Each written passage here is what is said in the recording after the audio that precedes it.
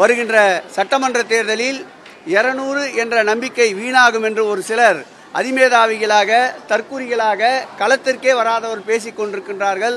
எங்களுடைய நிலைப்பாடு 200 அல்ல, 234ஐயும் திராவிட முன்னேற்ற கழகம் வருகின்ற சட்டமன்ற தேர்தலில் கைப்பற்றும் வில்லிலிருந்து புறப்பட்ட அம்பாக திராவிட முன்னேற்ற கழகத்திற்கு எப்படியெல்லாம் இது போன்ற அவதூறுகள் ஏற்படுகின்றதோ அப்பொழுதெல்லாம் 80 கிலோமீட்டர் வேகத்தில் பயணித்துக் கொண்டிருக்கின்ற திராவிட முன்னேற்ற கழக தொண்டன் 100 கிலோமீட்டர் வேகத்தில் பயணிப்பான்.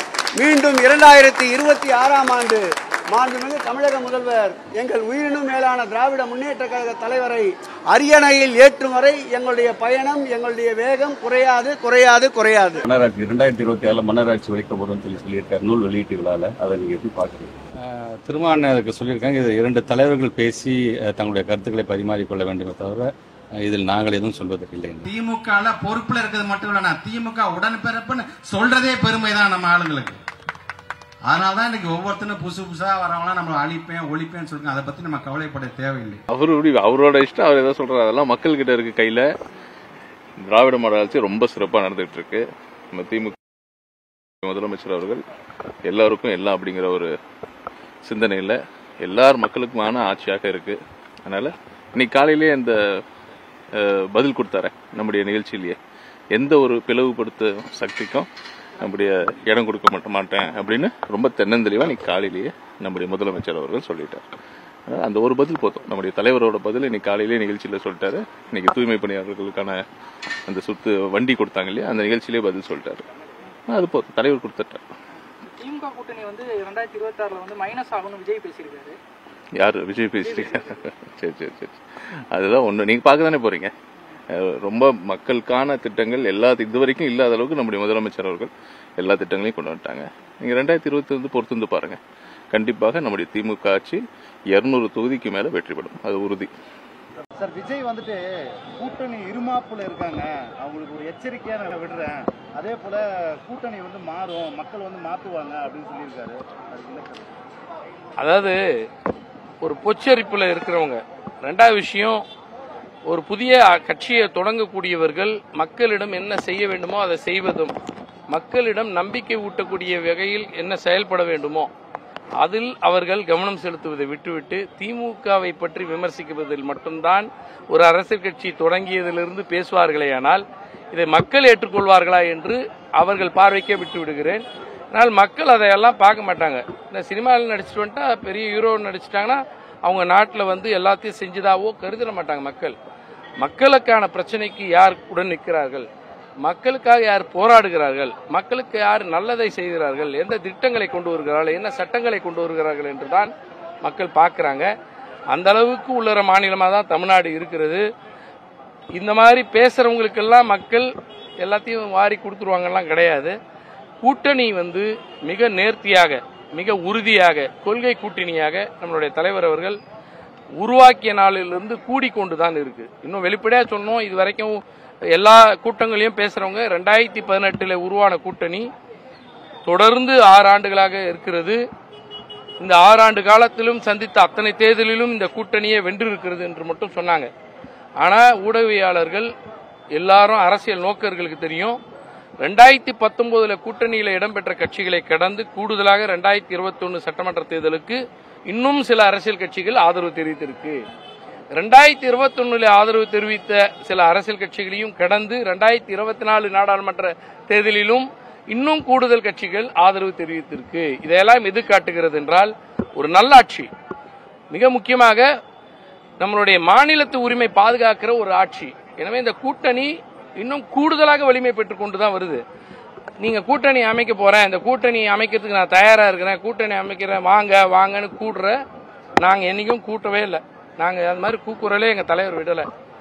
ஒழுங்கா எப்படி நடத்தணுமோ வழி நடத்துறார், எல்லாரையும் மரியாதையோடு நடத்துறார், இந்த நல்ல ஆட்சியை நடத்துறார், இந்த கொள்கையை கடந்து எந்த வகையிலையும் காம்ப்ரமைஸ் இல்லாம நடத்துறார். அதனால கொள்கை கூட்டணியாக இருக்கிற காரணத்தினால இந்த கூட்டணி வலிமை மிக்க கூட்டணி. இதை உடைக்க வேண்டும் என்று கருதக்கூடியவர்களுக்கு நடக்கலன்ற பொச்சரிப்புல, பொறாமையில, வைத்தறிச்சல சில பேர் பேசுறதுக்கெல்லாம் நாங்க பொறுப்பு இல்லை. அண்ணல் அம்பேத்கருடைய நினைவு நாளில் அவர் குறித்த ஒரு நூல் வெளியீட்டு விழாவிற்கே அண்ணன் தொல் திருமாவளவன் செல்லவில்லை. அது அவருக்கு வைத்தறிச்சலாக இருக்கலாம். என்னடா இது நம்ம கூப்பிட்டோம், முதல்ல அவர் வருவாருன்னு நினைச்சோம், அவரே வரலையேன்னு அவருக்கு வைத்தறிச்சல் இருந்தா அதுக்கு திமுக மீது பாயணும், திமுக மேலே எகிரி குதிக்கணும், அதை பற்றி விமர்சிக்கணும்னு நினைக்கிறது ஒரு சாதாரணமான ஒரு அரசியலில் யாருமே பார்க்குறவங்க இதை ஏற்றுக்க மாட்டாங்க. என்ன அவங்க இந்த மக்களுக்காக பேசியிருக்காங்க, இன்னும் இந்த மக்களுக்காக செய்ய போகிறோம், இன்னும் எங்களுடைய கட்சியினுடைய கொள்கை எந்த அடிப்படையில் கண்டிப்பாக இந்த மாநிலத்தை பற்றி மக்களை பற்றி நாங்கள் பேசுவோம்னு பேச வேண்டிய அரசியல் கட்சிகள் இல்லாமல் திமுக மேலே குற்றம் சொல்றது, இது மன்னராட்சி முறையான்னு கேட்கறது, ஏதோ வழி வழியாக வழிந்ததுன்னு. ஏங்க வழி வழியெல்லாம் வரத்துக்கெல்லாம் இதெல்லாம் வாய்ப்பே கிடையாது. முதல்ல அரசியலே தெரியாத ஒருவராக இவங்கெல்லாம் இருக்கிறாங்கன்னு தெரியுது. ஏன்னா மக்களிடம் சந்தித்து மக்களிடம் வாக்கை பெற்று சட்டமன்ற உறுப்பினராக ஒருத்தர் ஆன பிறகுதான் பேசணும். இது ஆவாதவங்களாம் இதெல்லாம் பேசிட்டு இருக்காங்க. முதல்ல மக்களிடம் வாக்கை பெற்று கவுன்சிலர் ஆகட்டும். முதல்ல இவங்க போய் என்னங்க நான் என்ன கேட்கிறேன், மன்னராட்சி முறைன்னா எப்படி அப்படின்னா இதெல்லாம் முடிச்சு விடுறதுதான் குடியாட்சி இது. அப்ப மக்களை சந்தித்து வாக்கை பெற்று சட்டமன்ற உறுப்பினராக மிக பெரும்பான்மை வாக்கு வித்தியாசத்தில் வெற்றி பெற்றவர்கள் தான் இங்கே ஆட்சி பொறுப்பை ஏற்றிருக்கிறார்கள். நம்மளுடைய மாண்புமிகு முதலமைச்சருடன் இருக்கக்கூடிய அமைச்சர் பெருமக்கள் இருக்காங்க. குறிப்பாக துணை முதலமைச்சர் மிகுந்த எழுச்சியோடு வெற்றி பெற்று படிப்படியாக இந்த பொறுப்புக்கு வந்திருக்கிறார். ஒட்டுமொத்த இந்திய துணை கண்டத்தில் இருக்கக்கூடிய அத்தனை மாநிலமே உற்று நோக்கிற ஒரு இளம் தலைவராக இருக்கிறார். அது அவங்களுக்கு என்னன்னா, இது இப்ப பாக்குற அரசியலில் ஒரு 50-60 வருஷமா பார்த்தவங்களுக்கு தெரியும். கலைஞரை புதுசா ஒருத்தர் கட்சி தொடங்கி இருப்பாரு, ஒரு மாவட்ட அளவில் கூட அந்த கட்சி இருக்காது. ஆனா முதல் நாள் கட்சி தொடங்கின அடுத்த நாள் பேட்டி கேட்டா கலைஞரை பற்றி விமர்சித்து தான் அரசியல் பேசுவாங்க. அதே பாணியில இப்ப வரவங்க எல்லாருக்கும் அதே விஷயம். திமுகவையும் குறிப்பா எங்களுடைய இளந்தலைவரை பற்றி விமர்சிக்கணும்னு நான் நினைக்கிறேன். ஏன்னா இளந்தலைவரை பற்றி பேசினா அவங்க யாரு பிரபலம் ஆயிடுவான்னு நினைக்கிற மாதிரி இருக்காங்க. அதனால எதையெல்லாம் விமர்சனமாக வைத்தால் தன்னை பற்றி பேசுவார்கள். ஏன்னா இவ்வளவு பெரிய மழை வெள்ளம் வந்தது, எங்க போச்சுன்னே தெரியல. ஒர்க் ஃப்ரம் ஹோம் மாதிரி நலத்திட்டமே ஒர்க் ஃப்ரம் ஹோமா. இது எந்த ஊர்லாம் நடக்குமா? இது அவ்வளவு பெரிய வெள்ளம் நடந்திருக்கு. அந்த களத்துக்கே போவாதவங்க விமர்சிக்கிறதுக்கு என்ன தகுதி இருக்கு? களத்துல போய் பார்க்கணும், மக்களுக்கு ஆதரவு தெரிவிக்கணும், மக்களுக்கு ஆறுதல் சொல்லணும், வேண்டிய உதவி செய்யணும், வாய்ப்பு இருக்கக்கூடிய உதவி செய்யணும், நான் இருக்கேன்னு கூட நிக்கணும். அதுக்கே வர தயாரா இல்லாதவங்க எல்லாம் உட்காந்துக்கிட்டு களத்துல நின்றுட்டு பார்த்துட்டு இருக்காருங்க. ஒரே நாள்ல 5 மாவட்டத்தினுடைய வெள்ள பாதிப்புகளுக்கும் போறாங்க. 2 நாள்ல போய் சுத்தி பார்த்து எல்லா இடத்துக்கும் தேவையானதை செய்து கொடுத்து விட்டு செய்ய வேண்டிய வேலைகளை செய்ய வைப்பதற்கும் எல்லா வேலையும் செய்து கொண்டு இருக்கிற மாண்புமிகு துணை முதலமைச்சர் எங்களுடைய இளந்தலைவர் உதயநிதி ஸ்டாலின் அவர்களை பற்றி விமர்சிக்கக்கூடிய தகுதியை இன்னும் சிலர் பெறவில்லை என்பது என்னுடைய. தொடக்கத்தில் என்னையும் கூட பங்கேற்க கூட்டாங்க. அது அண்ணன் திருமாவளவன் வெளியிடுறது நான் பெறுறதுன்னா அது சரியா இருக்குது. அதில் அவர் முதல்ல அவங்க சொன்னது ஐயா ஸ்டாலின் வர்றாங்க, ஐயா ராகுல் காந்தி சகோதரர் ராகுல் காந்தி வர்றாங்க, அவங்கெல்லாம் வர்றாங்கங்கும்போது அது சரியில்லை. அது ரெண்டாவது, எனக்கு அண்ணல் அம்பேத்கரை பற்றி பேசுகிறதுக்கு புதுசாக யாரும் மேடை போட்டு தர வேண்டியதில்லை. எனக்கு ஒவ்வொரு நாள் ஒவ்வொரு மேடையும் எனக்கு அண்ணல் அம்பேத்கரை பற்றி பேசுகிற இடம் தான்.